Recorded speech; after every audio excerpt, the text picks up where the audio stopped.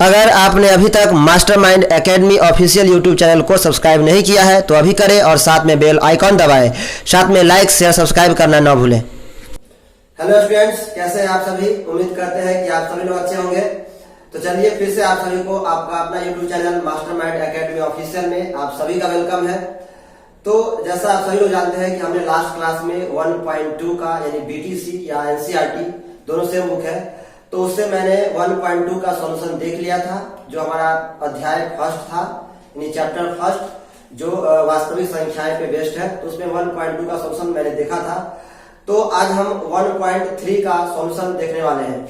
तो जैसा कि आपको पता है कि 1.3 में हमें किसी भी संख्या का अपरिमेयता सिद्ध करना होता है, यानी हमें प्रूव करना होता है कि जो संख्या दी हुई है यह इरेशनल नंबर है। जैसे कि जैसे आपको क्वेश्चन मिलेगा कि सिद्ध करें कि √3 एक अपरिमेय संख्या है या इरेशनल नंबर है, तो इस तरीके से आपको प्रूव करना मिलेगा। तो इस चैप्टर में सबसे पहले हमारे पास इस चैप्टर को पढ़ने से पहले 2-3 चीज का नॉलेज होना जरूरी है, जो पॉइंट्स हमारे लिए यहाँ आपके सामने लिखा हुआ है। परिमेय और अपरिमेय, यानी परिमेय संख्या और अपरिमेय संख्या क्या होता है, रैशनल नंबर और इरेशनल नंबर क्या होता है, पहले इसको समझते हैं, फिर हम अपने चैप्टर की तरफ चलेंगे, फिर उसके सॉल्यूशन की तरफ चलेंगे। तो देखिए, पहला हमारा है परिमेय संख्या। वैसे आप लोग इसको पहले से भी पढ़ चुके होंगे, क्लास 8, 9 हर क्लास में है। तो हमने सोचा कि चलो एक बार इसको रिकॉल करवा देते हैं, ताकि हमें इस चैप्टर में यूज करना है तो आसानी होगा यूज करने में। तो जैसा परिमेय संख्या, रैशनल नंबर जिसको कहते हैं, कि कोई भी संख्या जिसे हम p/q के फॉर्म में लिख सकते हैं, यानी कोई भी संख्या जो p/q के फॉर्म में लिखा जा सकता है, जहां p और q पूर्णांक हो, जिसे इंटीजर कहते हैं, पूर्णांक हो। पूर्णांक यानी आपको पता होगा, यानी 1 2 3 0 1 -1 -2 -3, यानी ये बट्टे के फॉर्म में नहीं हो सकता। जैसे हम कहीं जैसे कि पूर्णांक का मतलब ये होता है कि हम इसे 2/3 2/4 इस तरीके से, ये पूर्णांक नहीं होता। पूर्णांक का मतलब होता है कि 1 2 3 4 डायरेक्ट नंबर उसमें। तो यानी पूर्णांक है। और q = नॉट 0, यानी कभी भी किसी भी परिमेय संख्या का हर कभी भी 0 नहीं होता है, यानी डिनोमिनेटर कभी भी 0 नहीं होता है। इसीलिए यहाँ पर क्राइटेरिया लगाया गया है कि q = नॉट 0, यानी p/q के फॉर्म का हो लेकिन q = 0 ना हो, के रूप में लिखा जा सके। तो इसे हम क्या कहते हैं, परिमेय संख्या कहते हैं या परिमेय संख्या कहलाती है। यानी वैसी कोई भी संख्या जिसे हम p/q के फॉर्म में लिख सके, जहां q = 0 ना हो, यानी ऊपर 0 हो सकता है, p 0 हो सकता है, लेकिन q 0 नहीं होना चाहिए। ठीक है, q 0 नहीं होगा। q निगेटिव हो सकता है, पॉजिटिव हो सकता है, यानी पूर्णांक है तो उसमें निगेटिव पॉजिटिव सारे नंबर्स आते हैं। तो जैसे कि मैंने एक एग्जांपल के थ्रू अगर समझो, तो मैं ऊपर वाला को थोड़ा सा यही करता हूं।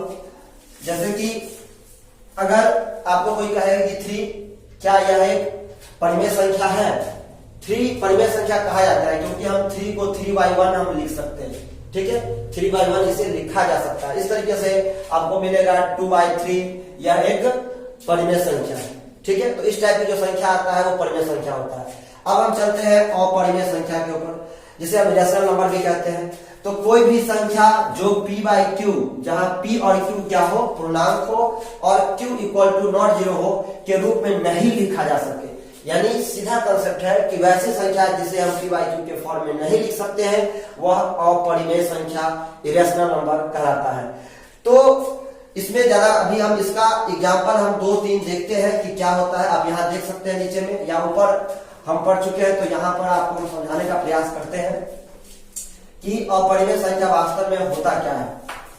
हम पहले भी पढ़ चुके हैं कि जैसे अगर आपसे कोई पूछे कि √3 क्या यह एक परिमेय संख्या है या अपरिमेय संख्या, तो यह अपरिमेय संख्या होगा। क्यों? क्योंकि इसे हम p/q के फॉर्म में नहीं लिख सकते। इसलिए नहीं लिख सकते क्योंकि जब हम इसका स्क्वायर रूट निकालते हैं तो ये कैंसिल नहीं होता, यानी इसकी कोई फिक्स ना दशमलव के बाद भी इसकी कोई फिक्स नहीं आती, यानी यह कैंसिल ही नहीं होता। हम डिवाइड करते जाएंगे, ये आगे की तरफ होता जाता है।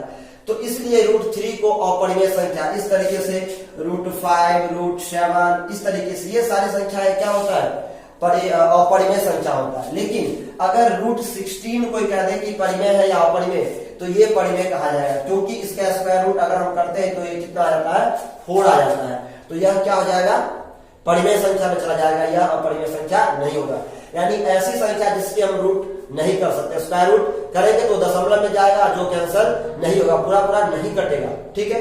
दूसरा, एक संख्या बहुत ही इंपॉर्टेंट जो हमसे हम पाई कहते हैं। पाई का मान आप लोगों ने सुना होगा। पाई की वैल्यू हम यूज करते हैं 22/7, 22/7। तो ये पाई अपरिमेय संख्या है, इरेशनल नंबर है, लेकिन इसी के लिए जो हम वैल्यू लेते हैं 22/7, यह एक परिमेय संख्या है। अब कोई क्वेश्चन करे कि ये कैसे हो गया भाई, पाई अपरिमेय और 22/7 परिमेय, दोनों तो सेम चीज है। तो दोनों, ये इसका एक्चुअल वैल्यू नहीं है, इसे लगभग में इसे माना गया है। वास्तव में ये इसका पाई का एक्चुअल वैल्यू 22/7 नहीं है। ठीक है, तो ये एक अलग वैल्यू है जो हम क्वेश्चन सॉल्व करने के लिए लेते हैं, ये एक माना गया है। बाकी ये पाई इरेशनल नंबर है और परिमेय संख्या है, और 22/7 परिमेय संख्या है। इस तरीके से एक दो एग्जाम्पल हम और देखते हैं। आपने देखा होगा कि दशमलव प्रसार भी से भी चेक किया जाता है कि कोई संख्या कोई परिमेय है या अपरिमेय। जैसे कि अगर आपने यहाँ पर कहीं भी आपको ऐसा मिल जाए 0.10110001, ठीक है, इस तरीके से अगर ये कहीं रिपीट ही ना करे, ना रिपीट कर रहा है, ना कैंसिल हो रहा है, ना रिपीट कर रहा है, अगर रिपीट भी कर देता है तो उसे हम PYQ के फॉर्म में बदल लेते हैं। लेकिन यहाँ पर रिपीट भी नहीं कर रहा है, तो आप ये चीज 9th में बिल्कुल डिटेल से आपने पढ़ा होगा। तो इस तरीके की संख्या भी क्या कहलाती है, अपरिमेय संख्या कहलाती है। अब हम चलते हैं परिमेय संख्या। परिमेय संख्या क्या है? परिमेय संख्या का मानक रूप के बारे में हम पढ़ते हैं। तो अगर हमें पढ़ना है परिमेय संख्या का मानक रूप, एक परिमेय संख्या जो PYQ के फॉर्म का होता है, जहां Q = 0 और PQ बिलोंग्स करे Z। Z मतलब होता है पूर्णांक, यानी पूर्णांक के सेट को हम किससे डिनोट करते हैं, Z से। तो P और Q, यहाँ Q बराबर 0 नहीं होना चाहिए और P और Q क्या होना चाहिए, पूर्णांक होना चाहिए, को परिमेय संख्या का मानक रूप कहा जाता है।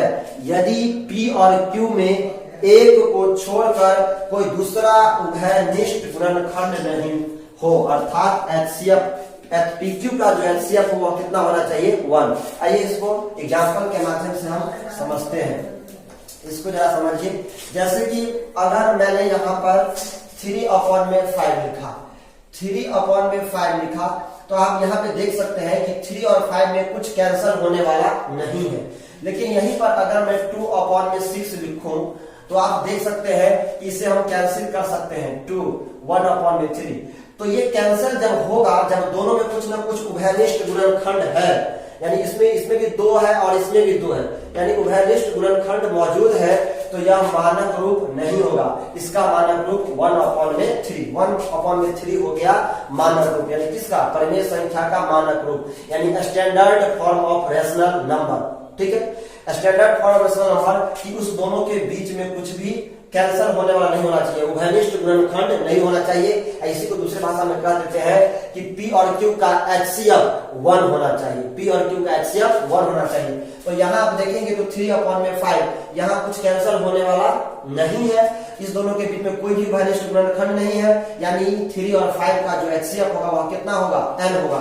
तो अगर इस फॉर्म में लिखा हो तो उसे हम परिमेय संख्या का स्टैंडर्ड फॉर्म कहते हैं, मानक रूप कहते हैं। एक और एग्जांपल के साथ समझते हैं। जैसे कि मैंने यहाँ पर लिख दिया 7/9। अगर मैं 7/9 लिखूं तो 7/9 में भी कुछ भी उभयनिष्ठ गुणनखंड नहीं है, यानी इसे हम किसी से भी कैंसिल नहीं कर सकते, या इस दोनों का HCF कितना होगा, 1 होगा। तो इसे भी हम कह सकते हैं कि परिमेय संख्या का मानक रूप है, यानी standard form of rational number. तो उम्मीद करते हैं कि ये कॉन्सेप्ट आपको समझ में आया होगा। अब हम चलते हैं, हमें एक प्रमेय पढ़ना है और फिर उस प्रमेय के बाद हम चैप्टर पर चलेंगे। तो आइए देखते हैं अगला कॉन्सेप्ट। अब आइए देखिए, चैप्टर सॉल्व करने से पहले हमारे लिए एक प्रमेय बहुत ही महत्वपूर्ण है। तो इस प्रमेय को जरा सा हम देख लेते हैं, ये क्या कहता है। इसका कथन है कि यदि A एक धनात्मक पूर्णांक है और P एक अभाज्य संख्या है जो A² को विभाजित करती है, तब P A को भी विभाजित करेगी। ठीक है, इसको समझिए एक बार फिर से कि यदि A एक धनात्मक पूर्णांक है, A कोई धनात्मक पूर्णांक है, मैंने ले लिया, ठीक है, और P एक अभाज्य संख्या है, P कोई एक अभाज्य संख्या है जो A² को विभाजित करती है, तो P A को भी विभाजित करेगी। यानी P मान लो आपकी एक अभाज्य संख्या है 3 और A कोई धनात्मक पूर्णांक मैंने मान लिया 6। तो अगर 6 मान लिया तो 6 का स्क्वायर कितना होता है, 36। तो अगर ये कहता है कि अगर ये अभाज्य संख्या अगर इस 36 को विभाजित करती है तो इस 6 को भी विभाजित करेगी। बिल्कुल कर रहा है, देखिए आप 12 या 36, अगर 36 विभाजित कर रही है तो ये 6 को विभाजित करेगी। इस तरीके से हम दूसरा एग्जाम्पल देख रहे हैं कि अगर एक संख्या है 5, कोई अभाज्य संख्या मैंने लिया 5, तो अगर ये 25 को डिवाइड करती है, ठीक है, तो अगर ये 25 को डिवाइड करती है तो ये अब 5 को भी क्या करेगी, भाग, क्योंकि 5 का स्क्वायर क्या होता है 25। अगर ये 25 को भाग करती है तो ये 5 को भी क्या करेगी, विभाजित करेगी। तो ये प्रमेय यही कहता है कि यदि a एक धनात्मक पूर्णांक है, यदि a कोई धनात्मक पूर्णांक है और p कोई अभाज्य संख्या है, p कोई दूसरी अभाज्य संख्या है, तो अगर वह a स्क्वायर को विभाजित करती है तब वह a को भी विभाजित करेगी। तो इस तरीके से आप उम्मीद करते हैं कि आपको ये कॉन्सेप्ट समझ में आया होगा। इस प्रमेय का यूज हम अभी आपके चैप्टर में करने वाले हैं। तो आइए अब हम चलते हैं चैप्टर के क्वेश्चन के सॉल्यूशन पे।